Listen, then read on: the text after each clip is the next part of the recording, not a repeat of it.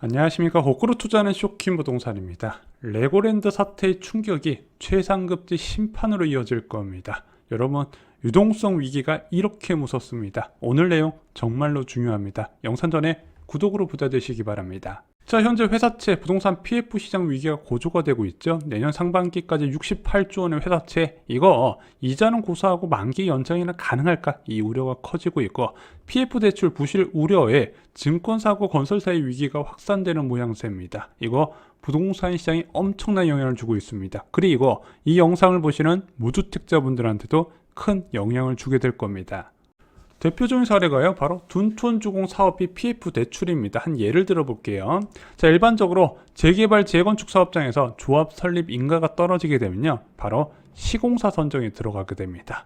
왜 시공사 선정을 그렇게 빨리 하나요? 바로 시공사 보증으로 사업비 조달이 가능하기 때문이에요. 왜 정비사업장에서 이 사업비가 필요하냐? 사업 추진을 위한 용역업체 대금이나 조합 운영비, 이주 관련된 비용으로 이 사업비가 반드시 필요하기 때문이에요. 그러면은 PF 대출이 대략 어떤 건지 감이 오시죠?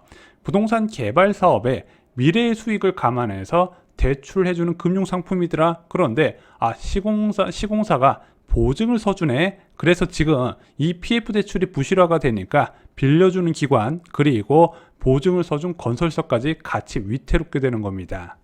자, 근데 이번에 레고랜드 사태하고 둔촌주공 PF 대출 많이 연관돼서 나오고 있죠. 왜냐면은 둔촌주공이 기존에 대출받은 7천억 원의 사업비를요, 전자단기 사채라고 불리는 ABS-TB로 융자를 받았어요. 왜냐면은 기존에 이것을 돈 빌려줬던 대주단에서 상환을 거부하니까 8월 달에 66일짜리 단기 채권을 발행해서 자금을 융통했는데 이 당시 2개월밖에 안 됐거든요. 발행 당시 금리가 3.5에서 4.2%였다고 합니다. 문제는 갱신 시점의 예상금리가 12에서 15%가 나온 거예요. 단 2달 만에 금리가 3배 이상 치솟았다는 부분이죠. 그리고 결국 재발행에 실패를 했습니다. 그리고 시공사업단이 상환하기로 한 거예요. 일단 사업이 정상적으로 진행되고 있기 때문에 시공사업단이 상환하고 일반 분양 대금을 받으면 이것을 이제 다시 변제하려고 하겠죠. 그래서 이렇게 규모가 큰 정비사업장은요, 대부분 시공사니 단독으로 들어가기보다는 컨소시엄으로 들어가게 됩니다. 위험 리스크를 분산하는 거죠. 제가 볼 때는요, 둔촌주공 사업 정상화가 조금만 늦었어도 강제 천상되었을 거라고 생각을 해요. 자, 이것이 부동산 시장에 어떤 영향을 줄까요? 혹시 여러분들 지난 2년간 민간택지 분양가 상한제 사업장에서 전부 분양 미룬 거 기억나시죠? 전부 다 밀어버렸어요. 그래서 김영미 국토부 장관 시절에 민간택지 분양가 상한제 시행하고 나서 실제 분양에 나섰는데 제가 알기로는 5손가락 안에 꼽을 겁니다. 다 단체로 밀어버렸어요. 왜? 분양가를 높게 받기 위해서 정책 변화가 나타날 때까지 분양을 미루거나 차라리 후분양을 선택하는 단지들이 많이 있었다는 거죠. 근데 그렇게 분양을 미룰 수 있었던 거는요, 정비사업장 사업시행 주체의 자금 조달 비용이 굉장히 낮았기 때문입니다. 그래서 분양 지연에 따른 금융 비용 나와봤자 일반 분양 지연하면서까지 일반 분양 수입이 증가하게 되면 그 수입이 훨씬 컸다는 거예요. 그래서 전부 다 분양 미루고 후분양이 나선 게 바로 여기에 있다는 겁니다. 자금 조달 비용이 진짜 낮았어요. 제가 알기로는 아마 한참 낮을 때는요, 2% 초반까지 대여를 했다는 부분이죠. 하지만 이제는 이게 불가능해졌습니다. 사업비나 후분양을 선택하는 사업장의 외상공사비 등 자금 조달 상황이 최악으로 들어갔어요. 왜냐, 이것은 단기채를 통해서 자금을 조달하는 경우가 많은데 지금 단기채권 시장이 거의 붕괴 직전이잖아요. 그럼 어떻게 해야 된다? 빨리 분양해서 수분양자의 계약금과 중도금으로 자금을 확보해야 되는 상황이 펼쳐지게 된 거죠. 자, 이제는 분양가를 보고 분양을 결정하는 행위 자체를 못하게 될 겁니다. 지금 PF발 자금 경색이 워낙 심하다 보니까 든든한 백이었던 건설사까지 위태위태한 상황이에요. 자, 얼마 전에 롯데건설이 롯데케미칼에서 7천억 원 정도의 자금 수혈 받았다 말씀드렸죠. 지금 롯데 그룹 자체에 대한 위기론이 좀 나오고 있어요. 물론 이거 좀 오버한 기사 같기는 한데, 롯데 그룹 자체가 현금 보유량이 워낙 많아서 이게 롯데도 이런 기사가 나오는데 다른 건설사는 어떻게 버틸 수 있을까, 이런 이야기가 나온다는 거예요.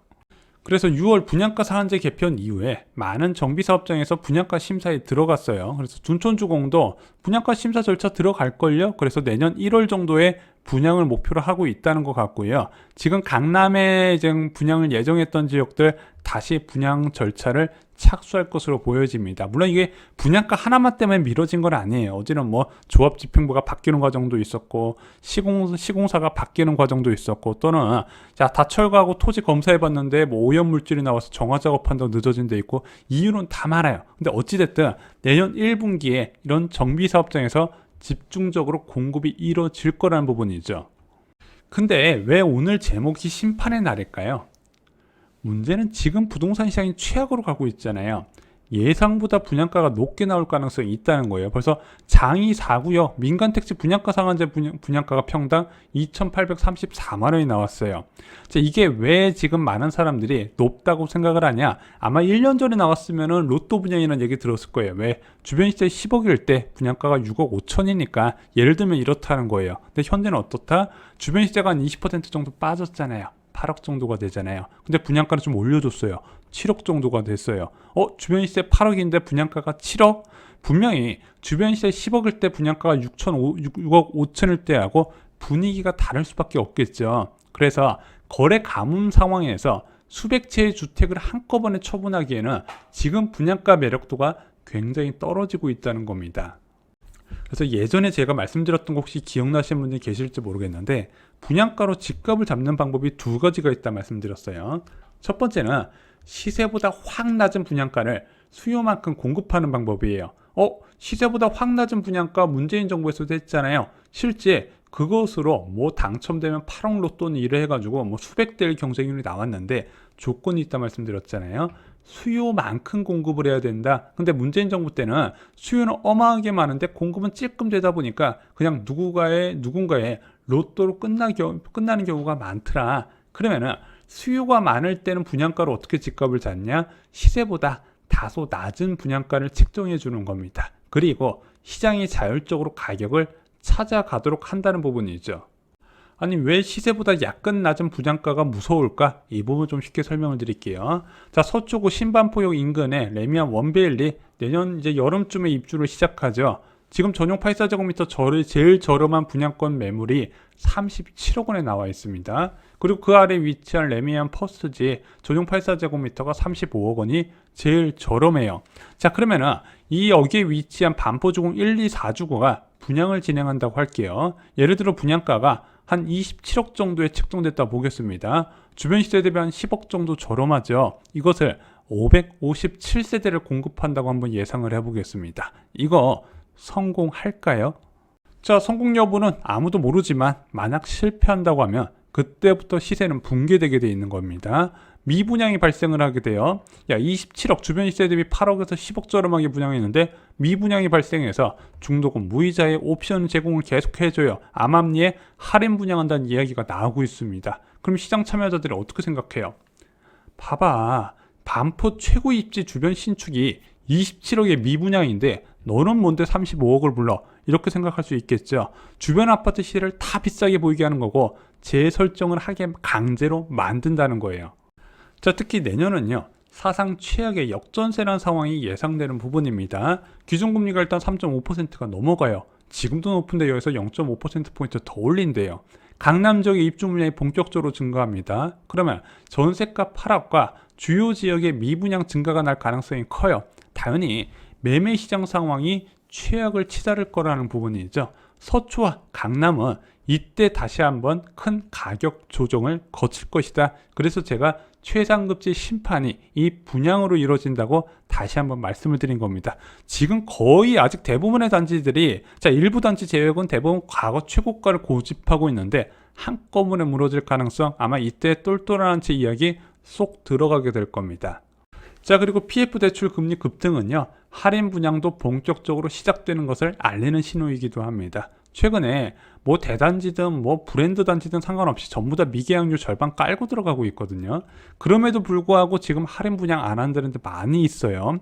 이제 할인 분양 해야 되는 거 아니야 싶은데 할인 분양 안 하고 그냥 계속 무순위 접수만 진행하고 있다는 부분이죠. 그런데 지금 PF 대출 금리가 그만큼 올라갔다는 거는 시행사 입장에서 자금 조달에 문제가 생겼다는 것을 의미해요. 그럼 이것은 원하는 가격에 팔릴 때까지 못 기다리는 결과를 만든다는 거죠. 자, 결국 10년 만에 깜깜이 할인 분양이 다시 시작될 겁니다. 왜냐면 대놓고 할인 분양하잖아요. 먼저 받은 수분양자들이 난리가 나요. 그럼 기존 수분양자 반발 때문에 어떻게 할인 분양을 하냐?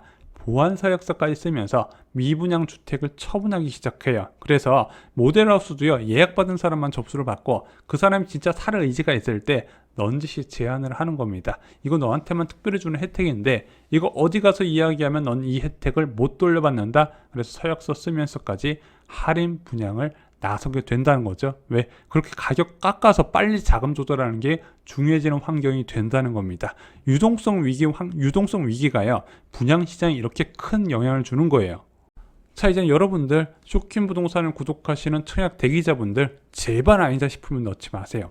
생각을 해보세요. 100만원짜리 세탁기를 사도요, 몇 주, 몇 달을 고민합니다. 살까 말까도 고민하고 제품도 고민해요. 그런데 수십억짜리 주택을 사면 그냥 덜컥 넣는 경우가 꽤 많이 있습니다. 순간의 선택이 평생을 결정하는 거 잊지 마시고요. 진짜 괜찮은 분양 나오면 저희가 따로 영상을 제작해서 올려드리겠습니다. 야, 집값 폭락 중인데 무슨 분양을 받으라고 하냐? 그럼에도 불구하고 장기적으로 보면 나쁘지 않은 분양은 정리해서 올려드릴 생각입니다. 자, 그리고 쇼킹 부동산은요, 이번 최악의 위기 상황에서 무엇인가 여러분들이 이루셨으면 좋겠다고 여러 차례 말씀을 드렸습니다. 청약이 되었든 기존 아파트 선택을 되었든 청약을 받든 기존 아파트 선택을 됐든 매수자가 절대적으로 유리한 상황에서 정말로 폭락하는 아파트로 내 집 마련을 이루시라는 부분이죠. 근데 이게 어렵게 느껴지시면요, 저희가 만든 서적이 있습니다. 청약을 관심 있으신 분들은 청약가부, 기존 아파트 선택하신 분들은 역전세 대란 서적을 선택하시면 저는 최고의 길잡이가 될 거라고 예상합니다. 이상으로 영상 마치겠습니다. 감사합니다.